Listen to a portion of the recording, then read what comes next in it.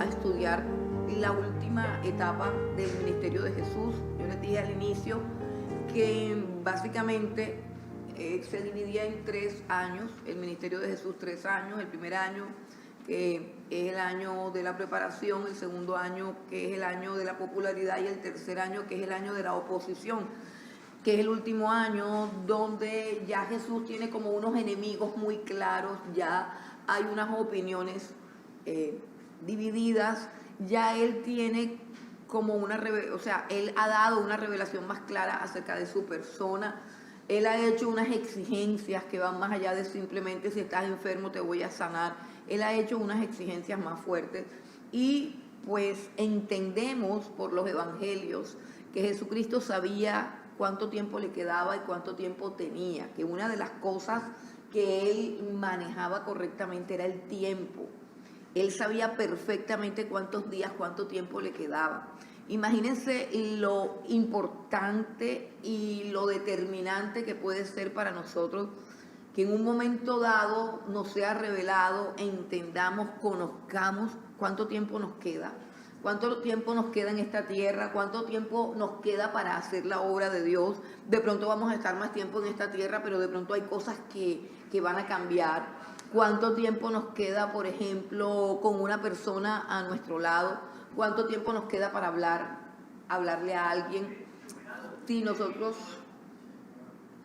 podemos conocer el tiempo, ¿cuánto sería el aprovechamiento de ese tiempo, cierto? A veces estamos completamente desprevenidos, ignorantes, y ni siquiera nos damos a la tarea de reflexionar acerca del tiempo, de que de repente el tiempo se nos acaba, de repente hay cambios en el mundo, hay cambios en nuestra agenda, en nuestra vida, en nuestras circunstancias, que hacen que tomemos decisiones. Bueno, Jesús obviamente que sabe que le queda un año para hacer todo lo que ha venido a hacer, y aunque básicamente lo que ha venido a hacer es a dar su vida por los pecadores, Jesús quiere llevar el evangelio a todas partes, y por eso encontramos en este último año, en el capítulo 10, encontramos que Jesús comienza a enviar a sus discípulos. Comienza ya la parte en que no es él el único que está trabajando, sino que él pone a los discípulos a trabajar y les da autoridad para trabajar, los envía. Y básicamente los discípulos tienen dos misiones. La principal misión es predicar el evangelio. Y la segunda misión es sanar a todos los enfermos. Y ellos han recibido poder del Señor Jesús. Eso es lo que se conoce como la misión de los 70. Y dice el capítulo 10, leemos del 1 al 3, nada más. Después de estas cosas, designó el Señor también a otros 70, a quienes envió de 2 en 2 delante de él a toda ciudad y lugar a donde él había de ir. Y les decía: la mies a la verdad es mucha, mas los obreros pocos. Por tanto, rogad al Señor de la mies que envíe obreros a su mies. Y he aquí que yo os envío como corderos en medio de lobos. Ok, bueno, esa fue la misión de los 70. Dice que los envió delante de él. En otros evangelios, nos dice que de 2 en 2, y eso es importante porque yo sé que muchas veces nos toca predicar solos, en algunas circunstancias nos toca predicar solos, pero él los mandó de 2 en 2, y en equipo las cosas son más fáciles. Por eso debemos hacer equipos para predicar el evangelio, debemos hacer equipos para compartir nuestra fe. Eso es supremamente importante porque ya nosotros no necesitamos un envío sobrenatural, nosotros ya fuimos enviados. Esta es la primera vez que los discípulos son enviados. Y bueno, la función de estos discípulos es anunciar que Jesús viene y que anunciar el reino de los cielos. Dice las condiciones en que son enviados, dice como corderos en medio de lobos. Y en el versículo 8 y en el versículo 10, Jesús está hablando en unos términos en los cuales nosotros debemos tener claro que el evangelio no siempre es para salvar.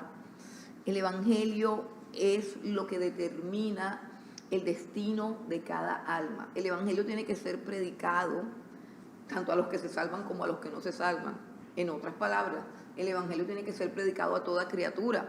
El propósito de Dios es que el Evangelio sea predicado a toda criatura. Y Jesús sabe que algunos van a obedecer y creer, otros lo van a rechazar. Los que lo obedezcan y lo crean son salvos, los que lo rechacen están perdidos. Y en este sentido Jesús trataba con el pueblo de Israel por ciudades, o sea, las ciudades que lo recibían, las ciudades que lo rechazaban. En el versículo 8 dice: en cualquier ciudad donde entréis y os reciban, comed los que os pongan delante y sanad a los enfermos que en ella haya, y decidles: se ha acercado a vosotros el reino de Dios. Mas en cualquier ciudad donde entréis y no os reciban, saliendo por sus calles, decid: aún el polvo de vuestra ciudad que se ha pegado a nuestros pies lo sacudimos contra vosotros. Pero esto sabed que el reino de Dios se ha acercado a vosotros.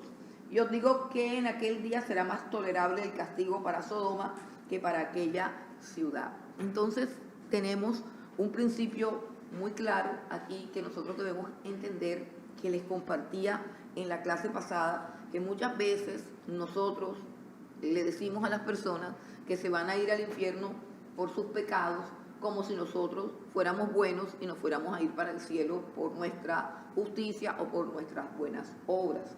El asunto aquí, el Señor Jesucristo nos dice que lo que determina nuestro destino es lo que hagamos con el Evangelio, la manera como se responde al Evangelio. Por lo tanto, cada vez que nosotros estamos predicando el Evangelio, estamos determinando el destino de una persona. Y vemos que Jesús aquí, a partir de este pasaje, Jesús se vuelve radical, se vuelve drástico. Ya no es aquel Jesús tolerante, apacible, que está simplemente preocupado en hacer lo bueno. Jesús aquí está radical porque el tiempo se ha acabado, y recuerden que siempre hay un tiempo. Aunque Dios habita en la eternidad, todos los planes y los procesos de Dios se dan en medio del tiempo, tienen un tiempo, tienen una vigencia.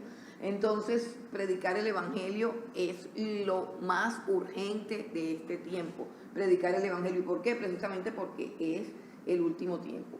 Y a partir de ahí, cuando Jesús dice, sencillo, la ciudad que lo reciba, bendición, pero la ciudad que no lo reciba será una ciudad que será castigada, y comienza a emitir juicios sobre las ciudades a donde él ha ido, sobre las ciudades donde él ha hecho milagros, ha hecho prodigios, ha predicado, pero las ciudades no se han arrepentido. Entonces hay unos ayes. Los ayes no son expresiones coloquiales, sino que son declaraciones de juicio. Todo hay en la Biblia es una declaración de juicio. Por eso dice: ay de ti, Corazín, ay de ti, Betsaida, que si en Tiro y en Sidón se hubiesen hecho los milagros que se han hecho en vosotras, tiempo ha que sentadas en silicio y ceniza se habrían arrepentido. Por lo tanto, en el juicio será más tolerable el castigo para Tiro y para Sidón que para ustedes. Y en el versículo 16 dice un principio que se aplica a todos los discípulos de Jesús que predican el Evangelio de Jesús. Dice: el que a vosotros oye, a mí me oye, y el que a vosotros desecha, a mí me desecha, y el que me desecha a mí, pues desecha al que me envió, desecha a Dios. Cuando los 70 regresaron con gozo y regresaron con alegría. El gozo mayor que tenían era el gozo de ver que tenían autoridad sobre los demonios. Eso les causó un impacto tremendo, el saber que tenían autoridad sobre los demonios. Y pensemos por un momento en esto, porque a veces se nos enseña que el tener autoridad sobre los demonios es para algún tipo de personas, o sea, un tipo de persona que pasa todo el día en ayuno, que pasa todo el día en oración, que pasa todo el día en santidad, que pasa todo el día. Pero recordemos que la vida de los discípulos en este momento dejaba mucho que desear, porque ellos aún no habían recibido la unción y el poder. Ellos eran gente que había creído, pero todavía no habían alcanzado la madurez espiritual, todavía no tenían claridad acerca de quién era Jesús, ni de cuáles eran las demandas que el Evangelio tenía para ellos. O sea, había muchas cosas que ellos no sabían, así que no podemos decir que es la vida de oración, que es la jornada de ayuno, porque recuerden que a ellos les dijeron: ¿y ustedes por qué no ayunan? Y Jesús les dijo: mientras yo esté aquí, ellos no van a ayunar. Así que el secreto de que los demonios se les sujetaran a los discípulos no era ni la oración ni el ayuno, y esto no quiere decir que no haya que orar ni ayunar, porque a través de la oración y el ayuno es que recibimos la unción, el poder y la autoridad, porque a través de la unción y del ayuno es que entramos en una intimidad más profunda con el Señor. Lo que quiero decir es que una persona puede estar en ayuno y en oración, pero si no está en obediencia y no va al lugar donde Dios la ha comisionado para ir, no va a tener autoridad sobre ningún demonio, sobre ninguna cosa. O sea, no basta solamente con que oremos y que ayunemos y ya y los demonios se sujetan. No, la clave de que estos demonios se sujetaron a los discípulos es que obviamente ellos estaban actuando en representación del Señor Jesucristo, habían sido enviados por el Señor Jesucristo. Entonces es supremamente importante que entendamos eso, que cada vez que actuamos en el nombre de Jesús, enviados por Jesús, y que no estamos haciendo nuestra voluntad sino la voluntad de Jesús, entonces los demonios se someten. Dice Jesús en el versículo 18: yo veía a Satanás caer del cielo como un rayo. Y en el versículo 19 confirma que evidentemente Él le confiere autoridad y poder a los que son enviados a predicar. Y eso es importante, que nosotros lo sepamos, porque tenemos que ir a predicar con convicción, tenemos que ir a predicar con la certeza de que Dios está con nosotros. A todo el que es enviado a predicar, Jesús le concede autoridad y poder. Versículo 19 dice: he aquí os doy potestad de hollar serpientes y escorpiones y sobre toda fuerza del enemigo, y nada los dañará. Interesante eso, porque muchas veces en guerra espiritual se nos enseña que cuando vamos a una campaña, que cuando vamos a hacer la obra de Dios, tenemos que estar preparados para una retaliación del enemigo, que nos pueden coger, que nos pueden planchar, que nos pueden tender. Aquí dice claramente: nada nos dañará. Si nosotros vamos en obediencia a Dios, si llevamos el evangelio del Señor Jesucristo, si vamos en el nombre de Jesús, si vamos a hacer su voluntad, el enemigo no tiene poder sobre nosotros. Es todo lo contrario, nosotros tenemos poder sobre el enemigo. Y esta es una palabra que todos los que evangelizan, que todos los que predican deben escribir, deben grabarse en el corazón, en la mente, en el entendimiento, en sus casas, en las paredes, en todas partes, para que lo recordemos siempre. Sin embargo, Jesús dice algo supremamente importante con respecto a esto, que lo más importante no es tener poder y autoridad. Lo más importante es que nuestro nombre esté escrito en el libro de la vida, que nuestro nombre esté escrito en el cielo. Dice: lo más importante no es el poder y la autoridad espiritual. Ese no debe ser el motivo de nuestra alegría, ese no debe ser el motivo de nuestro gozo. Debemos sentir gozo y alegría porque nuestro nombre está escrito en los cielos. Bueno, entonces, a partir de allí, Jesús comienza a hacer muchos juicios. Acaba de hacer un juicio contra varias ciudades que, a pesar de los milagros y de la predicación, no se arrepintieron, no se convirtieron, y ahora va a hacer unos juicios porque ya él sabe que a Israel le queda poco tiempo. Es decir, pareciera que fuera que a él le queda poco tiempo. No, es a Israel al que le queda poco tiempo, es a esa nación la que le queda poco tiempo. Es el año final, no de Jesús, es el año final de Israel. Israel nunca más volvió a ser el pueblo de Dios como ciudad, como nación, después de que rechazaron a Jesucristo. Israel nunca más, el Israel de histórico, cronológico, geográfico, dejó de ser el pueblo de Dios en ese momento. O sea, a Israel le quedaba un año y Jesús comienza a hacer sus juicios, porque prácticamente Israel ya está enjuiciado de parte de Dios, pero el Señor Jesús comienza como a extractar cuáles son los problemas graves que Él encontró en el pueblo de Israel. Y el problema grave que encontró en el pueblo de Israel, o sea, la semilla y el origen de toda la maldad y de toda la incredulidad que él encontró en Israel estaba en sus líderes. Eso es supremamente importante, supremamente importante.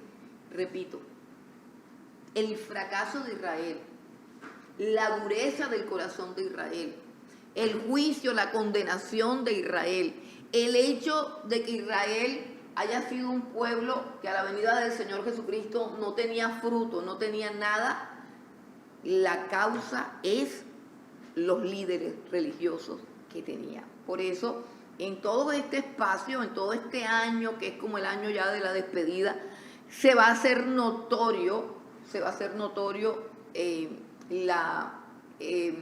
el enojo, la decepción, la rabia, el rechazo que siente Jesús por este grupo de personas que se denominan escribas y fariseos. Recordemos que los escribas son los intérpretes de la ley. Los escribas se dedicaban a decir: esto que está escrito aquí significa esto que te estoy diciendo yo. Esa era la función de los escribas. Y los fariseos se encargaban de señalar con el dedo a todos aquellos que no estaban haciendo conforme a lo que los escribas decían. Entonces era el grupo élite de la religión judía. El escriba y el fariseo era el que determinaba qué significaba la palabra de Dios, qué significaba la Torá, qué significaba un mandamiento, cuándo ese mandamiento era violado, cuándo ese mandamiento era obedecido. Eso lo hacía el escriba, él era el intérprete del mandamiento. Y el fariseo era algo así como el supervisor, el que andaba por las calles mirando para ver quién cumplía y quién no cumplía el mandamiento. Y Jesús los aborreció con todas las fuerzas de su corazón. El Jesús que es amor y que amó a todos los pecadores y que amó a todos los seres humanos, que amó a los extranjeros, que amó a todos, ese Jesús aborreció, juzgó, condenó a los escribas y los fariseos sin ningún titubeo, sin ningún suavizante ni nada. Entonces eso es supremamente importante que nosotros lo tengamos claro. Entonces aparecen algunas parábolas, a continuación algunas parábolas que de manera velada le están diciendo a Israel: ya Dios te ha abandonado, ya Dios te va a rechazar, porque tú abandonaste a Dios, Dios te abandona. O sea, son una cantidad de parábolas, pero ahora vamos a comenzar por una pregunta que hace un escriba, un intérprete de la ley. Capítulo 10, versículo 25 hasta el 28. Vamos a leer hasta el 28 nada más. Y he aquí un intérprete de la ley se levantó y dijo para probarle: Maestro, ¿haciendo qué cosa heredaré la vida eterna?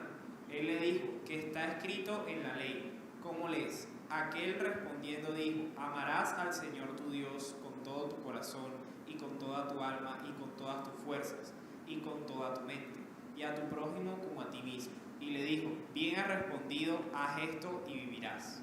Ok, es bien hipócrita, como él dice, es bien hipócrita la pregunta. ¿Por qué? Porque el escriba o el intérprete de la ley, pues se sabe la ley de memoria. Así que es una pregunta que no busca encontrar una respuesta, sino que busca cuestionar al Señor Jesucristo como tal, a ver si Él conoce la ley tanto como Él, a ver si Él cumple la ley. Y Él cuando responde, porque obviamente la sabe, Jesucristo le contesta algo simple: haz eso, haz eso. Yo pienso realmente que así como sucedió con la mujer que es sorprendida en el adulterio, y que Jesús dice que el que tire la primera piedra, que el que esté exento de pecado tire la primera piedra, de la misma manera como sucedió en ese momento, yo pienso que sucede con todo aquel que se enfrenta a Jesús con el deseo de cuestionarlo. Jesús le dice: haz eso.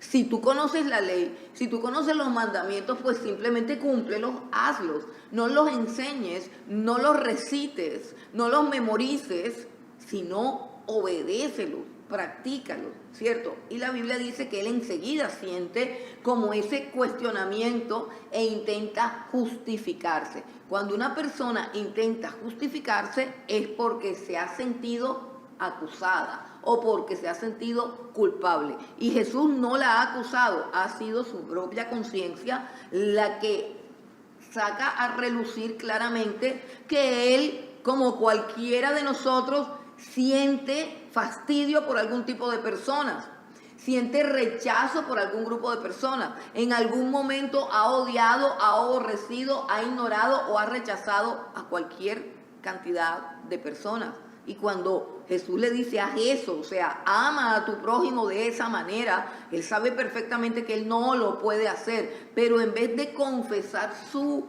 limitación, él lo que dice, ¿cuál es mi prójimo? O sea que se puede reinterpretar la ley de tal manera que ese mandamiento de amarse con todas las fuerzas se aplique solamente a aquellas personas que nosotros consideramos que son dignas de nuestro amor. Y eso no es lo que dice el mandamiento. Entonces Jesús, para derribar todas esas cosas, cuenta una parábola en la cual, de manera sutil, quizás sutil, para nosotros muy clara, de pronto era sutil para ellos, Jesús les está diciendo: ustedes han fallado tanto en el cumplimiento de la ley. Ustedes que se saben la ley de memoria son los auténticos violadores de la ley. Mientras que cualquier samaritano que no tiene el conocimiento de la ley puede cumplir la ley del amor con mayor libertad que ustedes que tienen el conocimiento de la Torá. Y es que ese era el fracaso de Israel. El fracaso de Israel fue que el conocimiento de la palabra de Dios fue a violar la palabra de Dios más que aquellos que no la conocían. Esa era la desgracia. Era una desgracia, ¿por qué? Porque los hizo peores seres humanos que el resto de los habitantes de la tierra, pero al mismo tiempo los hizo más culpables que todos los habitantes de la tierra, porque ellos tenían una revelación más grande, pero la revelación grande que ellos tenían la utilizaron fue para torcerla y justificarse.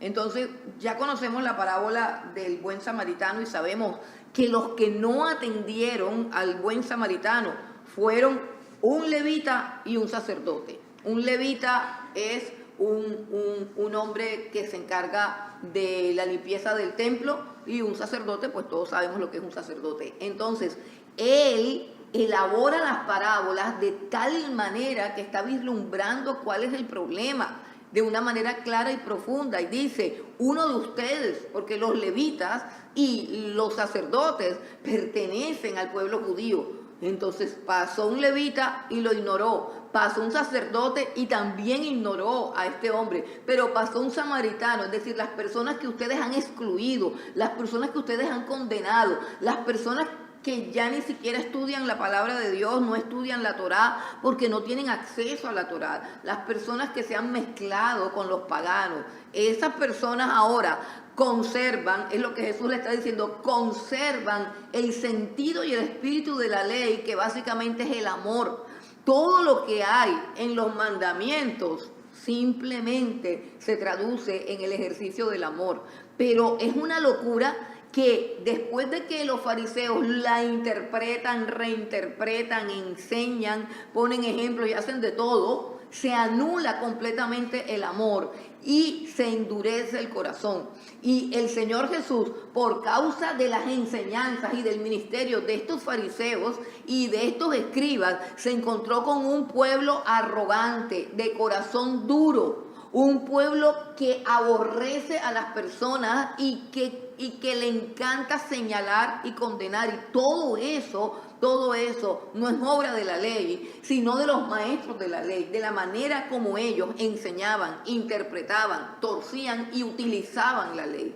Eso es una de las cosas que a mí me impacta más del Señor Jesucristo. Es una de las cosas más importantes, porque nosotros podemos tener un sistema de creencias basado en todo lo que la Biblia dice de la gracia. Nosotros podemos aprendernos toda la doctrina de Pablo, toda la doctrina de Juan, toda la doctrina de todos los apóstoles, pero hay algo que tenemos que que conocer y algo que tenemos que entender, que todo eso tiene que estar en consonancia con el carácter, con el pensamiento, con los afectos y con las emociones de Jesús.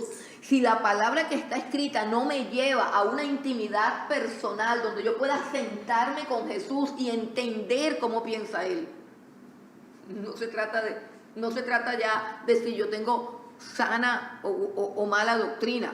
La sana doctrina es para refutar a los falsos maestros. La sana doctrina es para derribar todas esas herejías que se hacen y que tuercen a la iglesia. Pero esa no es la función exclusiva de la sana doctrina, y de eso no vive ningún ser humano.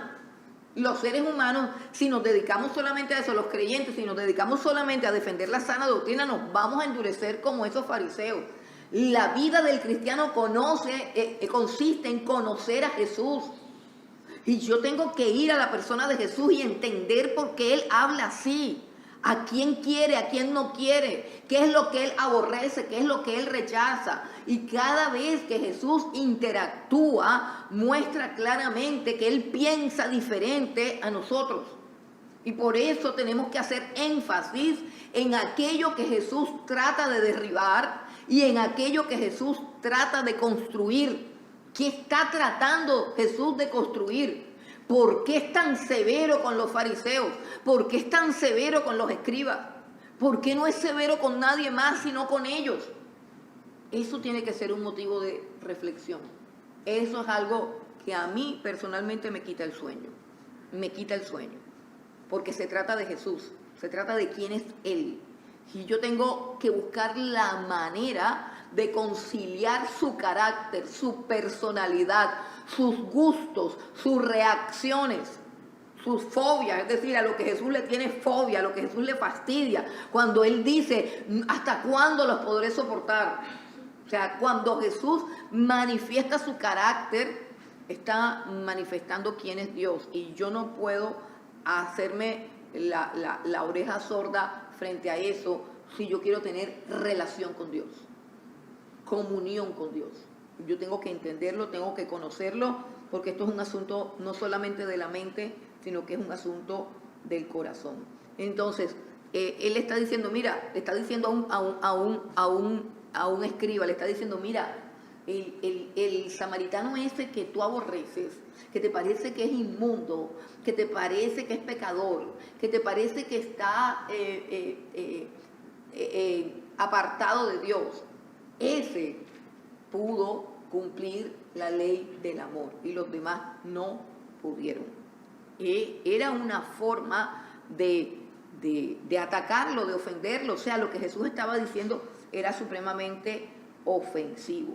Y frente a eso, o sea, frente a ese conocimiento legalista de la ley por la ley, de conocer la ley simplemente para jactarme del conocimiento, frente a ese conocimiento de la ley por la ley, entonces Jesús, o más bien Lucas, coloca otro cuadro, porque lo que viene a continuación son puros cuadros, un cuadrito de una cosa, una escena, otra escena, una escena, otra escena, y nosotros tenemos que esforzarnos para que estas escenas se graben en nuestra mente, y a través de estas escenas que nos regala Lucas, nosotros podamos conocer a Jesús. Está la escena del escriba hipócrita ese que le tiene rabia a los samaritanos y piensa que se aman solamente los que son como él, y que de esa manera puede ser un hombre justo o puede heredar la vida eterna. Y Jesús le dice, no, estás lejos de eso, estás lejos porque le tienes rabia a tu prójimo, tienes conocimiento de la ley, pero en tu corazón hay odio por el prójimo. ¿De qué te sirve haber conocido la ley? Solamente te va a condenar la ley, porque la ley está demostrando que tú eres culpable de no amar a quien se debe amar. ¿A quién se debe amar? A todo el mundo, según Jesús. Ahora, ese cuadro, en ese cuadro de ese escriba hipócrita, al lado Lucas coloca el cuadro de una mujer llamada María, Marta y María. Está en la casa de Marta y María. Otro cuadro que nos confronta entre la manera como nosotros pensamos y la manera como Jesús piensa. Hay dos mujeres, son cuadros claros, hermanos. Estos cuadros hablan más acerca de Jesús que cualquier otra cosa. Y hay un cuadro, él llega a un pueblo, llega a una población, hay una casa que los recibe, que los hospeda con cariño, con amor. En esa casa hay dos mujeres, una es Marta, a Marta le gusta servir, a Marta le gusta tener la casa limpia, a Marta le gusta cocinar, a Marta le gusta lavar los platos, pero María es una fresca y lo que a María le gusta es sentarse y escuchar a Jesús. Eso es lo que le gusta a María. María de pronto es egoísta, de pronto, o sea, ¿qué podemos pensar? O sea, nosotros pensamos de ellas, es a través de las palabras de Jesús. Pero si nosotros nos enfrentáramos a ese cuadro, ¿a quién nos pareceríamos? ¿A quién le daríamos la razón? ¿A quién le hubiésemos dado la razón cuando Marta hubiese dicho, ¿cómo es posible que esa señora esté ahí sentada con la boca abierta escuchando al Señor mientras yo estoy aquí trabajando sola? ¿A quién le hubiéramos dado la razón? Todos le hubiéramos dado la razón a Marta. Todos hubiéramos dicho que María era una conchuda, que María era una fresca, que María se tenía que parar de ahí, que fuera a ayudar. Todos lo hubiéramos dicho, pero Jesús siempre nos sorprende y dice, ¿cuál es el enredo? O sea, ¿cuál es la cosa? O sea, el problema está en las prioridades. Nosotros tenemos unas prioridades materiales. ¿Y qué está haciendo Jesús? Jesús está diciendo, mira, la mentalidad tuya tiene que cambiar si vas a entrar al reino de los cielos. Esa mentalidad práctica, esa mentalidad justa, esa mentalidad que sanciona, que señala, que condena, que hace todo bien, esa mentalidad tiene que cambiar por una mentalidad que es cristocéntrica, o sea, una mentalidad que busca la gloria de Dios, una mentalidad que pone a Dios en el centro y no al ser humano como tal. Y nosotros, cuando hablamos del sentido de la justicia, pensamos siempre en el ser humano, pensamos siempre en el ser humano como Judas, que le dice a María precisamente que se gastó un perfume de miles de millones de pesos, y dice, pero debimos venderlo y le dábamos la platica a los pobres. Nosotros tenemos esa mentalidad práctica. Pero Jesús nos llama a una mentalidad de adoración, o sea, una mentalidad que es totalmente diferente, que podría parecer irracional. Jesús dice, María hizo una elección, la elección de amarme. Una elección que nada tiene que ver con lo que podría yo pensar que es lo correcto. Vamos a decirlo así, una elección que no tiene que ver con el deber, sino más bien con el deleite, con el placer. Tiene que ver con el amor. Porque Marta escogió hacer su deber, el sentido del deber. Pero María escogió hacer lo que le producía placer, escuchar a Jesús, o sea, escogió a Jesús. Y eso cambia totalmente la vida de un cristiano. Porque si nosotros venimos a la iglesia por un sentido del deber, no estamos glorificando a Dios. Pero si nosotros venimos a la iglesia por un sentido del placer, es decir, yo vengo a la iglesia porque me encanta estar en la presencia de Dios, porque siento deleite, porque siento placer, no porque tenga un deber. Y eso es de pronto la parte esencial de la adoración, que nosotros busquemos a Dios no por el deber, sino por el placer. Eso fue lo que pasó con David y eso fue lo que pasó con todos los salmistas. En tu presencia hay plenitud de gozo, delicias a tu diestra. ¿Qué está buscando Jesús? ¿Qué está buscando Jesús? Tu corazón. El problema que nosotros tenemos es que nosotros sabemos hacer lo correcto, pero no, sabemos qué es lo correcto, pero no deseamos eso. El problema que tenemos es que no deseamos al Señor, no deseamos. Y ese problema es del corazón, no de la mente. Nuestra mente sabe qué es lo bueno y qué es lo malo. Y la mente de la gente de allá afuera también lo sabe. El problema de nosotros es el corazón, que no deseamos las cosas de Dios. no las deseamos. Deseamos más las cosas del mundo que las cosas de Dios. Y está diciendo Jesús, lo que yo quiero no es gente que tenga un sentido tan claro del deber, que haga las cosas porque les toque. Yo lo que quiero es gente que se enamore de mis palabras, que se enamore de mí y que me siga por amor. Porque eso fue lo que el escriba preguntó. ¿Cómo tendremos vida eterna? Y dijo, ¿qué está escrito? El mismo escriba dijo, amarás al Señor tu Dios con todo tu corazón y con toda tu alma y con todas tus fuerzas y con toda tu mente y a tu prójimo como a ti mismo. Ese es el mandamiento que produce vida. Y nosotros podemos estar aquí alabando al Señor, pero mi mente puede estar por allá en la pizzería de la esquina porque tengo hambre. Mi mente puede estar deseando otra cosa diferente que la presencia de Dios. Yo puedo cantar y mi corazón está en otro lugar. De hecho, esa es una lucha. Yo muchas veces estoy cantando y miércoles el sonido está malo, y ahora qué vamos a hacer, no se oye feo. Eso está mal. Eso está mal. De repente estoy cantando y digo miércoles y se me olvidó un punto del sermón. Esto está mal. ¿Sí entienden? Nosotros peleamos con nuestros afectos que no se alinean a esa ley de Dios. Por eso es que necesitamos ser salvados por gracia. Porque lo que la ley dice es que mi corazón por completo debe amar a Dios. Como María, que amaba tanto a Jesús, que no le importó que su hermana considerara que ella era una persona injusta. ¿Por qué? Porque lo que ella quería era simplemente escucharlo hablar. Solamente habían dos opciones. En ese momento estaba Jesús. Y eso no es un llamado a tener la casa sucia. No, eso no es un llamado a tener la casa sucia. Jesús no iba a pernoctar eternamente allí. No. Jesús no se iba a quedar todo. La casa la podían arreglar después. Y eso es lo que nos pasa. Y eso es lo que Jesús enseña. Mira, más adelante viene una cantidad de ¿cómo es que se llama? De parábolas, que es, por ejemplo, la parábola del banquete, de los invitados al banquete. ¿Por qué no fueron al banquete? Unos no fueron porque habían comprado unos bueyes.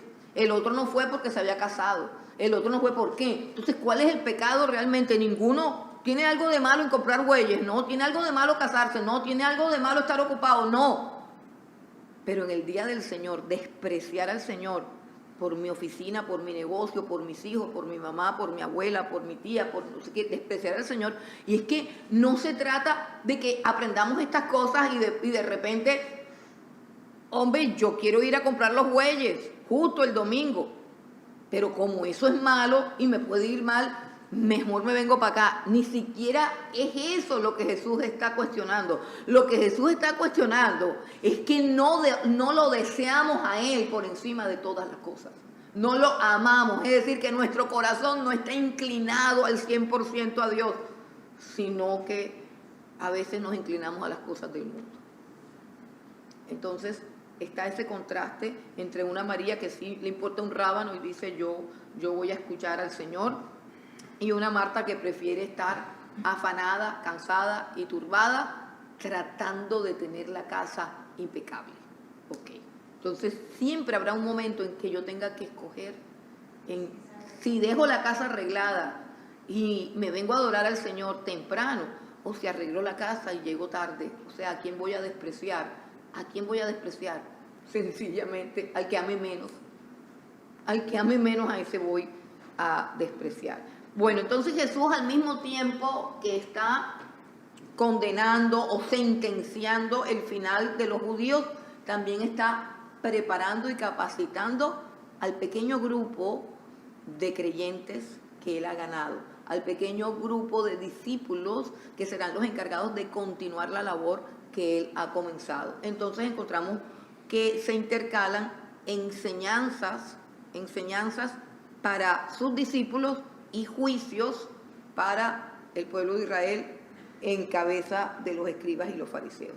Entonces viene Jesús y la oración juicio contra los fariseos, 11:29, Jesús y la oración. En el capítulo 11, el versículo 1, Jesús va a hablar acerca de dos cosas importantes de la oración. Número 1, el contenido de la oración, y lo que hace Jesús es recalcar el mismo principio que comenzó a exponer cuando este escriba le preguntó que cuál era el mandamiento que había que cumplir para tener vida eterna. El amor a Dios por encima de todas las cosas. Entonces, el amor a Dios por encima de todas las cosas se refleja también en mi oración. ¿Por qué? Porque cuando yo oro pido lo que quiero, ¿cierto? Cuando yo oro se expresan mis deseos, mis anhelos. Entonces Jesús dice que nuestras oraciones tienen que tener también un orden, tienen que tener una prioridad. En cuanto al contenido de las oraciones, el Padre Nuestro nos enseña que primero debemos orar por los intereses de Dios, por el nombre de Dios, por los planes de Dios, por la gloria, la honra y el honor de Dios por encima de la nuestra. Así de sencillo, eso es lo que dice el Padre Nuestro. Dice que tu nombre sea santificado, que venga tu reino, que se haga tu voluntad. Eso tiene que ver con ¿qué? Con la honra, con la gloria y el honor de Dios. Debe ser nuestro deseo, y si es nuestro deseo, pues va a ser nuestra petición. Así de sencillo. Si ese es nuestro deseo ardiente, porque amamos al Señor con toda nuestra fuerza, también va a ser nuestra primera petición cuando comencemos a orar.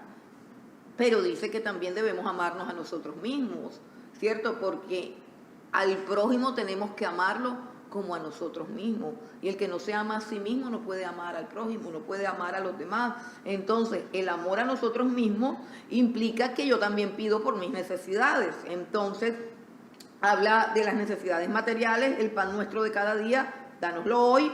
Las necesidades espirituales, el perdón de pecados y que nos libre de la tentación y del mal. Todas esas peticiones que tienen que ver, número 1, con la honra de Dios, las primeras, y número 2, con el bienestar del ser humano. Pero además de eso, no solamente habló del contenido de las peticiones, sino que también habló de la forma. O sea, que sea con insistencia, que sea de manera insistente, que sea de manera imprudente.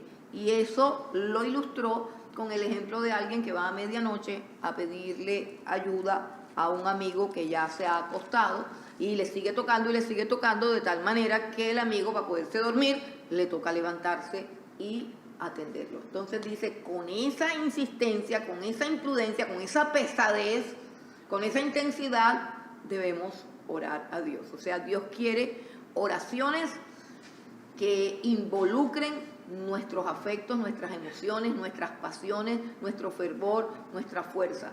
Dios quiere que oremos de esa manera. Bueno, ahora viene también una advertencia, versículo 14, estamos en Lucas 11 y vamos al versículo 14. Jesús ha hecho un milagro, expulsó un demonio de un hombre que estaba mudo a causa de ese demonio, y cuando expulsó el demonio, pues el mudo habló y la gente se maravilló, pero dice que algunos de ellos empezaron a decir que él expulsaba a los demonios por el poder del diablo, por Belcebú, el príncipe de los demonios. Y otros, para tentarle, le pedían señal del cielo. Ya lo están aborreciendo, ya lo están rechazando, ya la gente está un poco celosa de él. Y dice el versículo 17, Jesús esboza un principio espiritual que no solamente aplica para el diablo, no solamente aplica para el reino de las tinieblas, sino que también aplica para la iglesia. Eso es importante. Es un principio que el Señor Jesús les está diciendo a los que lo están calumniando de que Él utiliza los poderes del diablo para sacar demonios, que mejor dicho que él es del diablo, es lo que están tratando de decir. Le quiere aclarar a esos que lo están acusando de que eso es una cosa absurda, pero al mismo tiempo quiere enseñarle a sus discípulos que tienen que estar atentos contra las divisiones, porque cada vez que alguien intenta dividir la iglesia, se está comportando como un instrumento de Satanás.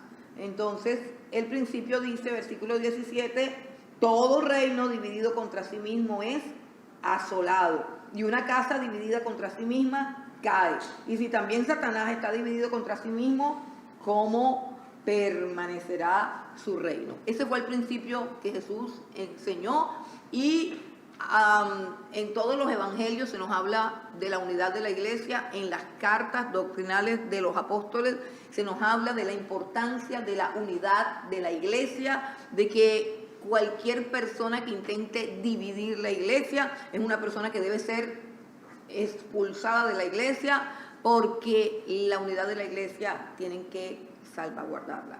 Entonces, esa es una estrategia de Satanás, dividir. Como dice el dicho, divide y vencerás. Ese es un principio satánico. Luego habla de el comportamiento de los demonios. En el versículo 24 dice que cuando un espíritu, pues él continúa hablando acerca de esto de los demonios, dice que cuando un espíritu inmundo es expulsado de una persona, ya sea porque se convirtió, porque Jesús lo ministró, por lo que sea, pero le sacaron el demonio, no sabemos si este discurso lo está dando en presencia de aquel hombre sordo que ahora hablaba, porque ya le sacaron el demonio. Está diciendo claramente que hay que tener mucho cuidado, porque el demonio acostumbra a volver porque él había hecho morada en esa persona. Los demonios buscan las personas para poseerlas, si se puede entrar, o sea, si hay una entrada, porque ningún ser humano está expuesto a que los demonios entren y salgan de su vida. Nosotros tenemos un cerco espiritual, y no solamente estoy hablando de los cristianos, yo estoy hablando de las personas, de los seres humanos que fueron hechos a imagen de Dios. El Señor no los dejó con las puertas abiertas a todas las posesiones demoníacas, no. Los demonios entran cuando hay una invitación, los demonios entran cuando hay una puerta abierta, los demonios entran cuando hay una práctica que les permite a ellos ingresar, que les confiere a ellos autoridad. Entonces dice, bueno, sacaron el demonio, ese demonio por algo entró allí, o los papás hicieron algo, o el muchacho hizo algo, o hay un pecado, o hay una conducta, hay un vicio, hay una práctica, hay algo que permitió que este demonio ingresara a esta persona. Vino Jesús, libertó a la persona. Ahora, ¿qué va a hacer la persona? ¿Qué va a hacer la persona? Tiene que llenar su alma y su vida. O sea que nosotros somos como un recipiente que tenemos que estar llenos de cosas buenas para que no nos entren cosas malas. Así de sencillo. Hay gente que dice, ay, que no me entre esto, que no me entre lo otro. Así como que si nosotros tuviéramos huequitos. No, se trata de que llenamos nuestra mente y de que llenamos nuestro corazón. Entonces Jesús lo que está diciéndole, quizás al muchacho que le sacaron el demonio, mira, ¿sabes qué? Dedícate a servir a Dios, dedícate a conocer a Dios, dedícate a llenarte de la palabra de Dios, dedícate a buscar la llenura del Espíritu Santo. ¿Por qué? Porque el demonio puede regresar, y si encuentra que tú, que eras antes su casa, tienes todo barrido, tienes todo sacudido, o sea, tienes el ambiente propicio para que él vuelva a entrar, pues no solamente va a entrar él, sino que él va a llamar a sus compañeros, y tu postrer estado va a ser peor que el primero. Ese es un principio. Si nosotros nos convertimos a Cristo, nosotros no podemos pensar que una conversión cristiana es simplemente un cambio de hábito, es decir, los domingos iba a tal lugar y ahora vengo acá a la iglesia. No, por eso es que existe el discipulado. El discipulado existe para que las palabras de Jesús entren en mi vida, en mi alma, en mi corazón, y more.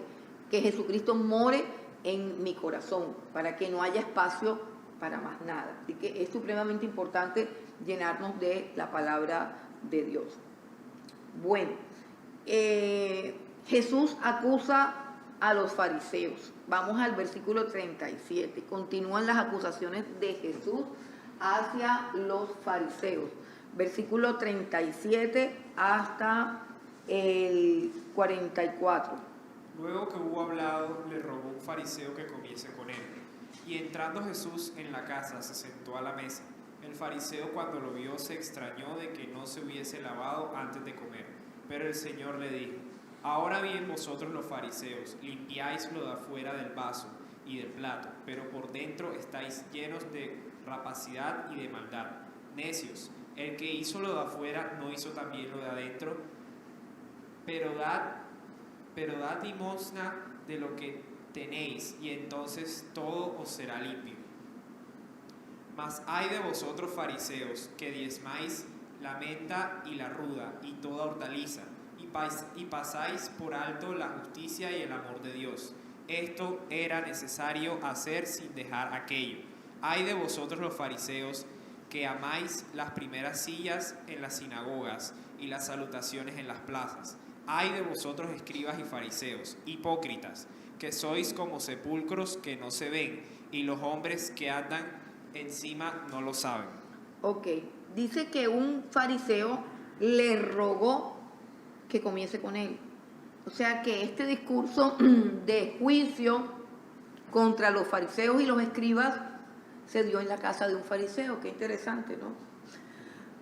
Porque a veces nosotros podemos pensar que, bueno, si Jesús estaba ahí, no debió, no era el momento, no era el lugar. ¿Ustedes han escuchado esas cosas? Mire, siempre que uno reprende a alguien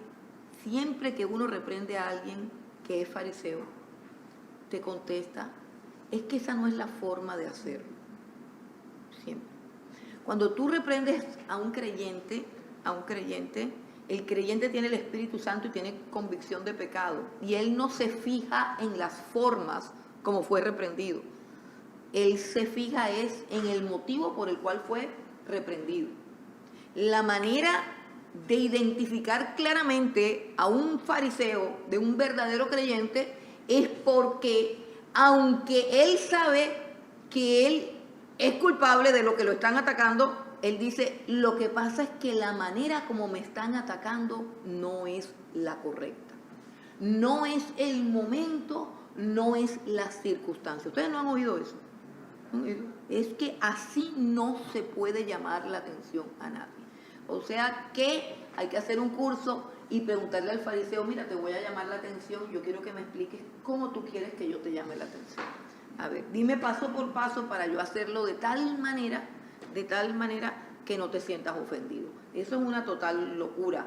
El Señor Jesús se levantó en la misma casa del fariseo. Él fue a tocarle la puerta a decir, ven acá que yo te vengo a insultar. No, el fariseo le rogó. Jesús es Dios. Jesús tiene un conocimiento sobrenatural, no solamente un conocimiento sobrenatural, porque Él como tal está despojado de su divinidad, sino que tiene una pureza de mente, tiene una pureza de corazón, tiene la llenura del Espíritu Santo y tiene un discernimiento profundo de las cosas. Todas estas cosas que estoy diciendo son asequibles para todos los creyentes. Repito, todos los creyentes, quizás en menor grado por causa de nuestra inclinación pecaminosa que todavía subsiste, pero nosotros los creyentes tenemos acceso al Espíritu Santo, tenemos acceso al discernimiento. De hecho, en el Antiguo Testamento nosotros encontramos un cuestionamiento de Dios hacia los sacerdotes, porque una de las funciones de los sacerdotes era saber discernir entre lo santo y lo profano. Y cuando Dios acusa a los sacerdotes del Antiguo Testamento a través de los profetas, dice, y no supieron distinguir ni enseñaron a mi pueblo a distinguir entre lo santo y lo profano. Distinguir. Cuando Hebreos nos habla de que el alimento sólido es para los que han alcanzado madurez, define madurez como la capacidad de discernir entre el bien y el mal. Eso es madurez, la capacidad de discernir entre el bien y el mal. Eso es madurez. Entonces, Jesús, inmediatamente que entra a la casa del fariseo, inmediatamente es él cuestionado. O sea, ¿por qué el fariseo invita a Jesús? ¿Por qué lo quiere tener en su casa? Porque lo quiere observar, porque lo quiere analizar, porque quiere encontrar una falla para poder acusarlo. Y de hecho inmediatamente Jesús se da cuenta que porque él no se lava las manos, entonces es cuestionada su santidad por una cosa tan insignificante y tan ridícula como no lavarse las manos. Pero esos eran los fariseos. Juzgaban a las personas siempre por lo de afuera. Y por eso Jesús le dice, ustedes lo único que hacen es limpiar lo de afuera. Y al final le dice, ustedes son como sepulcros blanqueados. Para un judío, pasar por encima de un sepulcro, es decir, de un lugar donde había un muerto, era algo que los iba a contaminar ceremonialmente. Pero cuando un sepulcro estaba blanqueado, significa que estaba pintado de blanco y no podían las personas de afuera imaginar que dentro de esa roca blanca había un cuerpo muerto en descomposición. Y eso es lo que Jesús está diciendo. Ustedes son como esos sepulcros blanqueados. Por fuera son unas paredes impecables de blancura, pero adentro están podridos, están corruptos. Y cualquiera que se acerque a ustedes, ingenuamente engañado por esa apariencia blanca de piedad que tiene, es contaminado por la putrefacción que hay dentro de ustedes. Bastante ofensivo Jesús para estar en la casa de la misma persona a la que le están ofendiendo. Pero junto con los fariseos están los escribas y los escribas dicen, ay, pero a nosotros también nos estás ofendiendo. ¿Para qué preguntaron? Jesús dice en el versículo 46, ay de vosotros, dice, ustedes también están condenados. Ay de vosotros, intérpretes de la ley, porque cargáis a los hombres con cargas que no pueden llevar, pero vosotros ni aún con un dedo las tocáis. Ay de vosotros que edificáis los sepulcros de los profetas a quienes mataron vuestros padres.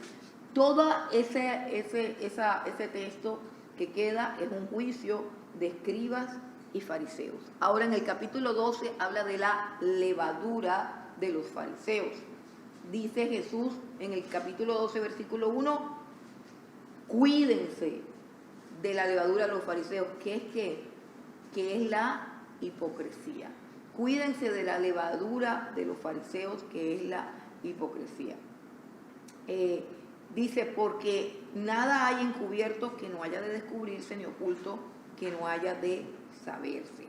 Bueno, Jesús ahora habla de los fariseos con sus discípulos y con el pueblo. ¿Por qué? Porque el pueblo está engañado con los fariseos. Está engañado, ¿por qué? Porque los fariseos siempre muestran la apariencia de piedad. Los fariseos son esos que oran en voz alta, son esos que cambian la voz, tú sabes, cuando predican o cuando oran, oh aleluya, está cayendo, y soplan el micrófono y hacen efectos y hacen cosas, y estamos llenos de tanto fariseísmo, de tantos efectos especiales, de tantas voces adulteradas para fingir una santidad que no se tiene, porque no se es santo hablar con un tono de voz acá arriba y luego bajar y tener un tono de voz diferente. Aun cuando mi tono de voz cambia, yo le estoy ofreciendo a Dios una prédica o una alabanza falsa. Yo soy bien estricta con estas cosas porque Dios es un Dios de verdad.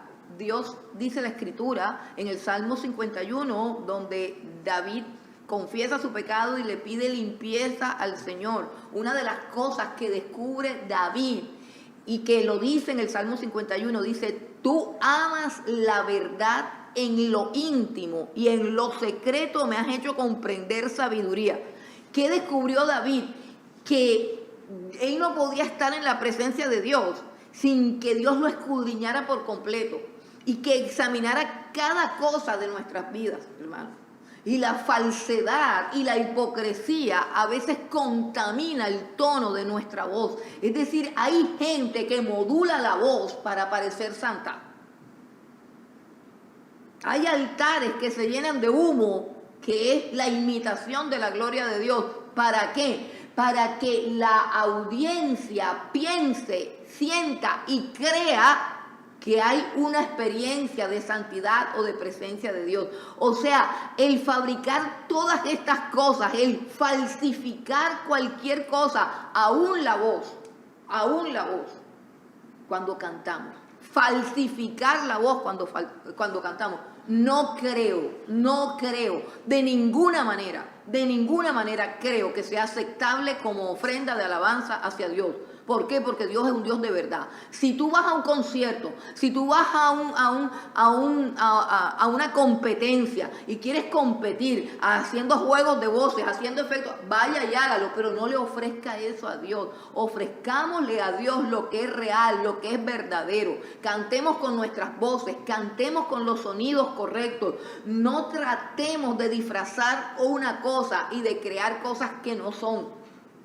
Dios ama la verdad en lo íntimo. Y el fariseísmo está basado en la hipocresía, en el disfraz, en la apariencia religiosa. Conocer a Jesús es una experiencia que libra de la religiosidad. Yo aborrezco la religiosidad.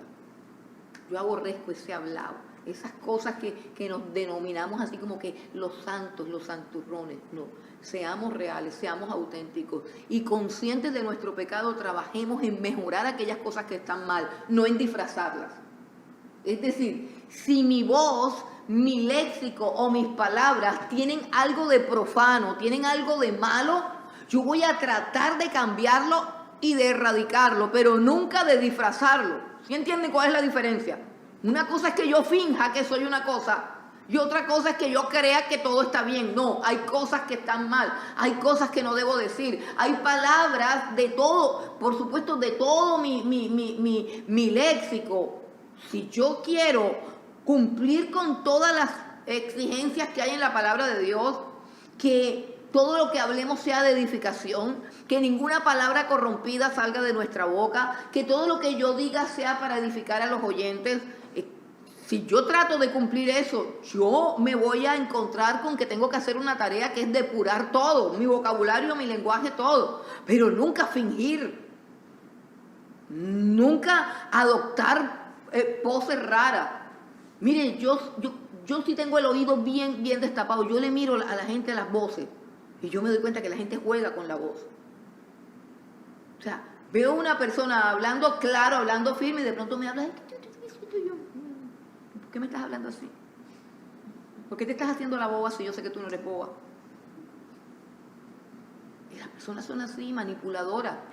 Y el tono de la voz, en el tono de la voz se esconde su manipulación. Y así sucede con los falsos maestros. Hablan con un tono abajo, hablan con otro tono cuando están acá arriba. ¿Por qué? Porque la mentira, la falsedad, el engaño y las intenciones encubiertas se materializan también en un tono de la voz falso, que no es nuestro tono de voz. Todo lo de ellos era falso. Bueno, entonces, ¿qué sucede? Que estos fariseos, como tenían esa imagen de santurrones, entonces no solamente tenían la imagen de santurrones, no solamente tenían el conocimiento adulterado de la palabra de Dios, no solamente tenían una autoridad que ellos se habían abrogado, que no era autoridad sino autoritarismo, es decir, tú por qué estás cargando con tu lecho, hoy es día sábado, ¿por qué estás haciendo esto? Este tipo no se lavó las manos, este tipo no es de Dios. O sea, es un autoritarismo derivado del conocimiento que ellos tienen de la Torá, aparentemente, que ha hecho que el pueblo les tenga temor. El pueblo les tiene temor. Y por eso es que Jesús le dice, tengan cuidado con los fariseos. Tengan cuidado con la levadura de los fariseos. ¿Qué es qué cosa? La hipocresía, es decir, todos esos efectos especiales que yo pongo en mi voz, en mi vida, en mi cabeza, el hablar, el decir yo esto, yo lo otro, y voy envolviendo a las personas. Y ellos tenían al pueblo envuelto, de tal manera que el pueblo le temía a los fariseos y le temía a los escribas, porque ellos se habían abrogado la autoridad de condenar y aún de expulsar al que les daba la gana de la sinagoga. O sea, una persona expulsada de la sinagoga, expulsado del templo, era una persona que ya estaba perdida. Y Jesús está diciendo, no, ellos no son los que determinan eso. No les tengan miedo, ni les crean. Ellos son pura levadura, es decir, como un pan que se ve grande, pero lo muerde, ¡fum!, y tiene puro aire adentro. Él está diciendo, esos son los fariseos. Están inflados de orgullo, están inflados de soberbia, están inflados de apariencia, pero no son nada por dentro. Están huecos, están vacíos. No les tengan miedo. Y con base en eso, en el capítulo 12:4, dice a quién se debe temer. ¿A quién le debes temer?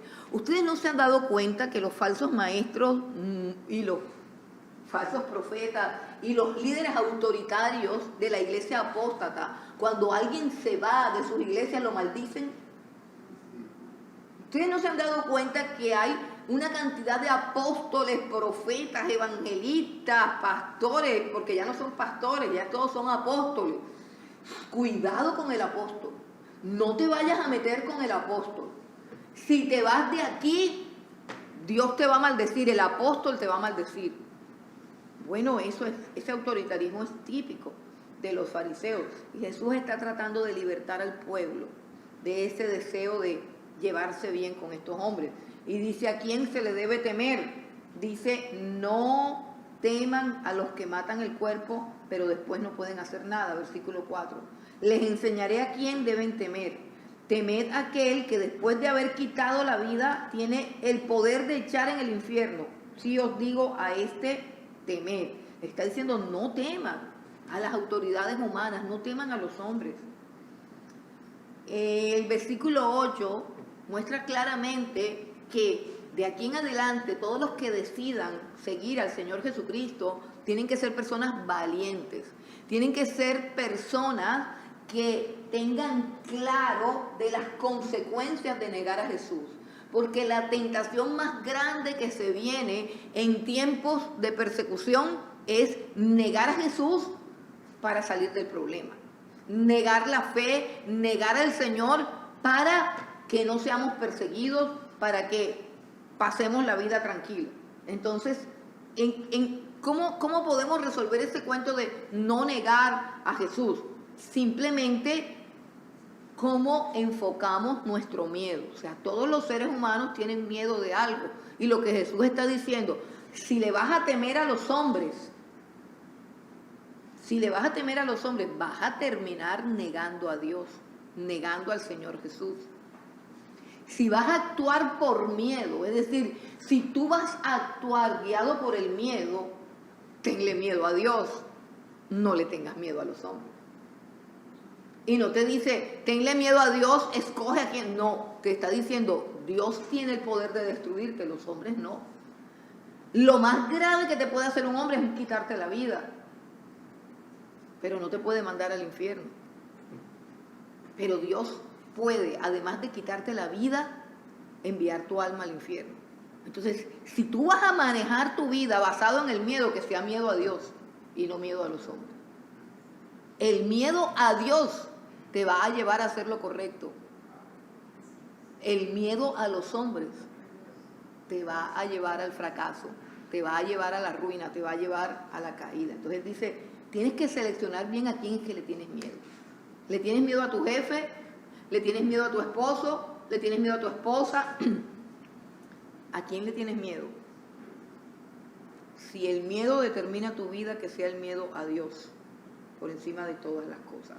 ¿Por qué? Porque ahora Jesús está diciendo que el que lo confiese delante de los hombres, él lo confiesa delante del Padre. Y eso es algo bien importante. ¿Por qué? Porque el Padre le ha dado a Jesús, le ha delegado y le ha entregado a Jesús la última palabra con respecto a quién se salva y a quién no.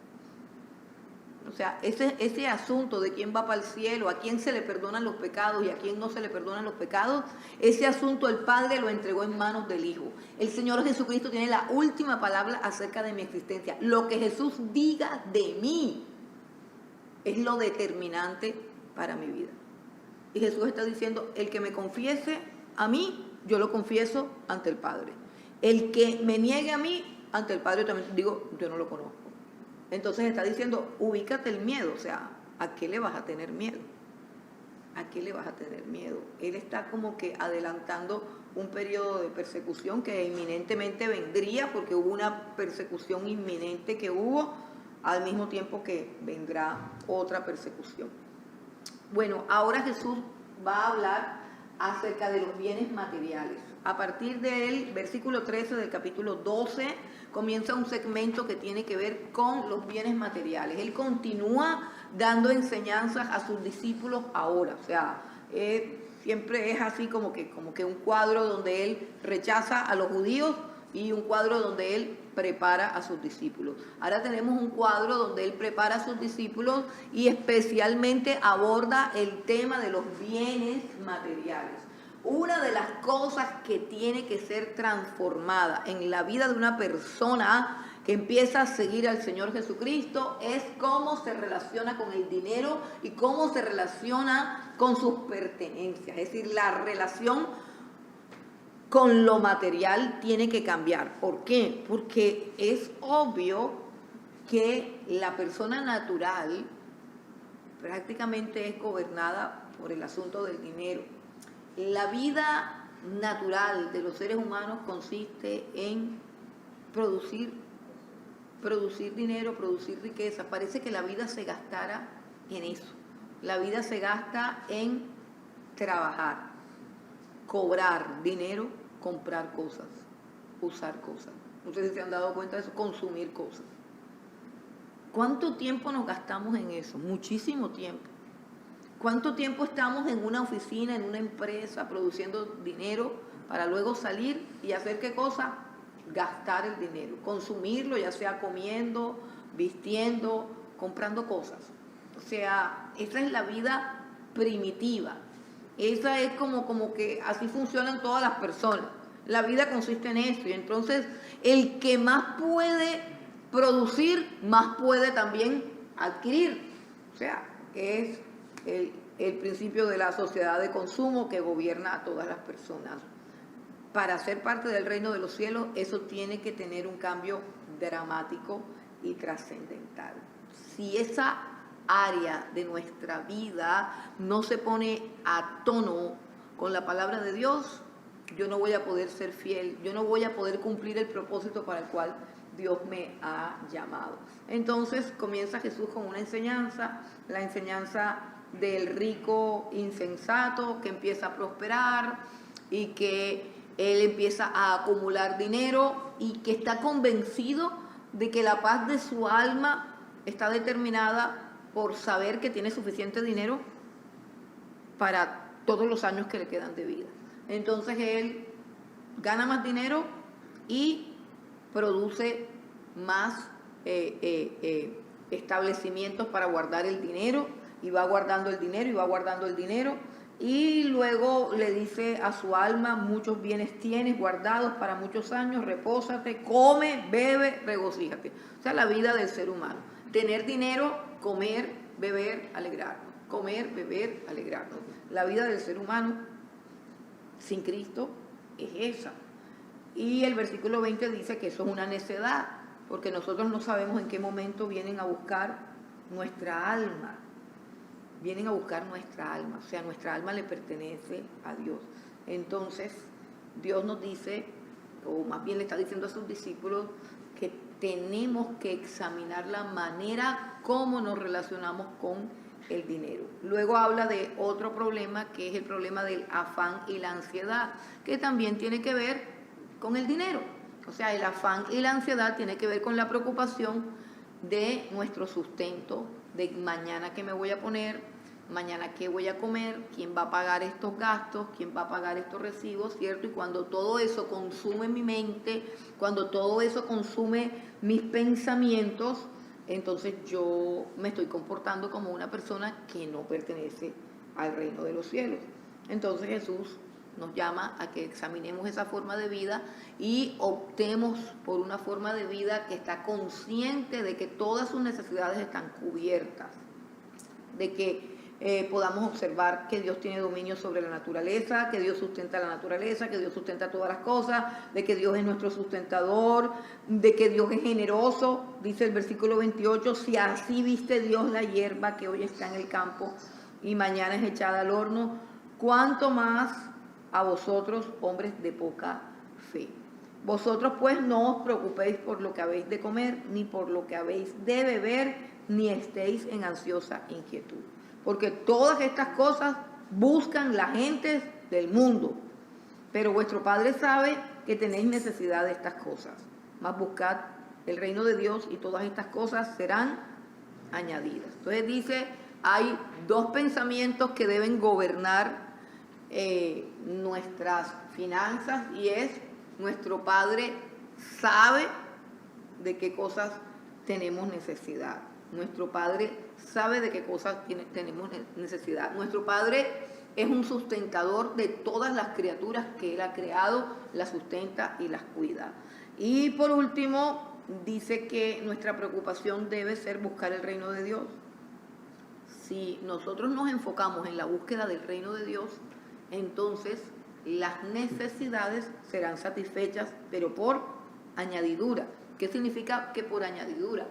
Que la persona que es prosperada en el reino de los cielos es una persona para la cual las cosas materiales no ocupan el primer lugar, sino que el reino de los cielos es el primer lugar. O sea, el primer lugar es buscar la voluntad de Dios, servir a Dios, obedecer a Dios, y en eso sí puede echar toda su ansiedad, toda su preocupación, porque eso es lo más importante que un creyente pueda hacer.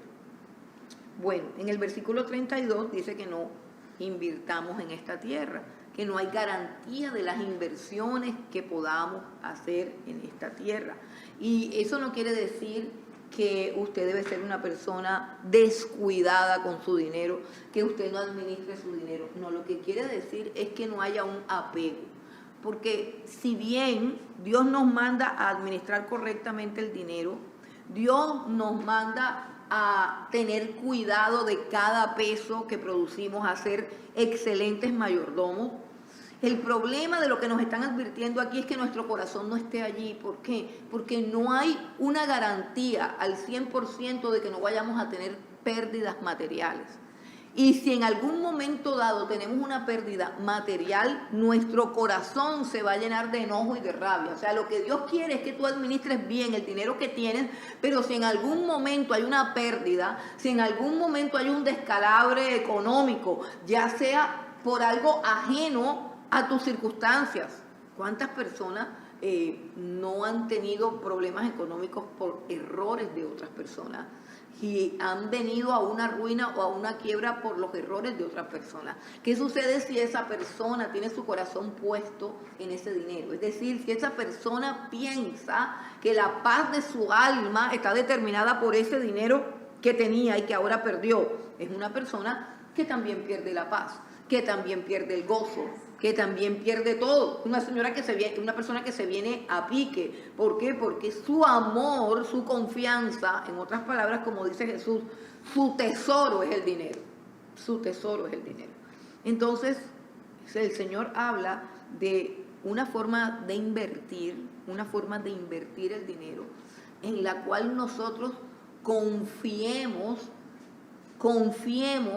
nuestra prosperidad a los principios espirituales del reino de los cielos. Es decir, existen unos principios espirituales que actúan sobre nuestras finanzas en esta tierra, así como lo oyen. Eso es verdad, eso lo dice la Escritura. Dice: no temas, manada pequeña, porque a vuestro Padre le ha placido daros el reino. Vended lo que poseéis y dad limosna. Haced bolsas que no se envejezcan, tesoro en los cielos que no se agote, donde ladrón no llega ni polilla destruye, porque donde está vuestro tesoro, allí está también vuestro corazón. ¿Qué está diciendo el Señor? Lo mismo que decía en Mateo, que inviertan en el reino de los cielos. Está diciendo que una persona que puede ser generosa, que puede ser un instrumento de bendición para otras, será una persona que siempre tendrá unos dividendos, y no unos dividendos en un banco en esta tierra, sino unos dividendos en el cielo. Si tú eres una persona que ha socorrido económicamente a otras personas, el día que a ti te falte, por un principio espiritual gobernado por Dios allá en el cielo, el día que a ti te falte, tú vas a recibir ayuda también. Si tú eres una persona que con tu dinero eres un canal para el sustento de la obra de Dios, Dios te va a bendecir, Dios te va a prosperar. ¿Por qué? Porque Dios está interesado y tiene su palabra empeñada en que la iglesia va a persistir hasta el final. O sea, el sustentar la iglesia es la preocupación de Dios, porque la iglesia es de Dios, Él es quien la sustenta. De tal manera que si tú aportas a la iglesia, aportas a las misiones, aportas a la predicación del evangelio, tú estás haciendo que tu plata vaya en el lugar o en la dirección que Cristo quiere que vaya. Y si la bendición viene de Dios, Él va a bendecir tu dinero, porque con tus finanzas se hace reino, porque con tus finanzas se extiende la palabra de Dios. Y si tus finanzas sirven para eso, tus finanzas tienen bendición. Y eso no tiene nada que ver con bancos, ni tiene que ver con nada. Está diciendo, te está retando a creer. No te está diciendo que botes la plata, no te está diciendo que no averigües bien a la hora de hacer una inversión, no te está diciendo que no consideres los precios, los costos. No, administra correctamente, pero debes creer en los principios espirituales que se manejan desde el cielo. El apóstol Pablo le dijo a los filipenses que habían participado con él de la obra misionera en el proceso de dar y recibir, y les dijo a los filipenses: mi Dios pues suplirá todo lo que falta conforme a sus riquezas en gloria en Cristo Jesús. ¿Por qué le dijo eso? Porque le habían enviado un dinero y dice: mi Dios les suplirá a ustedes lo que les hace falta. ¿Qué es eso? Un principio espiritual. Un principio espiritual de reino. Eso es mayordomía. Yo administro el dinero creyendo no solamente en mis capacidades administrativas, sino creyendo en las promesas de Dios. Creyendo en las promesas de Dios. Hay gente que dice, los diezmos ya no están vigentes. Bueno, esa es otra discusión aparte. Pero la pregunta es, cuando Dios le dice al pueblo de Israel a través de Malaquías: probadme en esto, si no, abriré las ventanas de los cielos y derramaré bendición hasta que sobreabunde, y reprenderé al devorador de su casa. Es posible que exista algo que para esta dispensación eso no se cumpla. O sea, es posible que Dios haya olvidado ese aspecto y haya dicho: no, ahora si dan bien y si no dan también.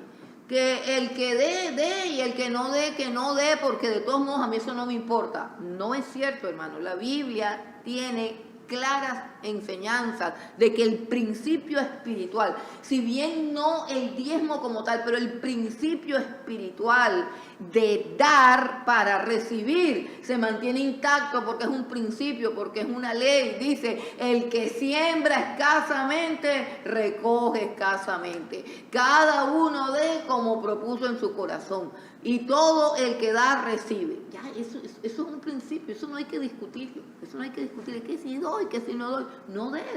Pero si no vas a dar, no vas a recibir sino tu sueldo. Si tú quieres que una bendición te sorprenda, si tú quieres que del cielo venga algo sobrenatural, tú tienes que creer. Tú tienes que creer en los principios que gobiernan el cielo, en la forma sobrenatural como Dios sustenta a los suyos, porque a su vez los suyos son un canal para sustentar su obra. Eso es elemental. Yo creo que eso no tiene ninguna discusión, pero bueno, hay gente que le encanta discutir eso porque no le gusta dar, ¿ya? Porque son avaros y entonces quieren, como el escriba, convencerse de que es correcto no dar. No, no es correcto no dar. No es correcto que tú recibas un salario y no honres a Dios con ese salario. Eso no es correcto. Ese es un salario que no está blindado por Dios. Es un salario del cual tú no le estás honrando ni adorando a Dios. Eso es un principio elemental, hermano, elemental. Dios hace que te paguen. Tú vas al cajero, sacas, no sé, $1,000,000, lo que sea que sacas.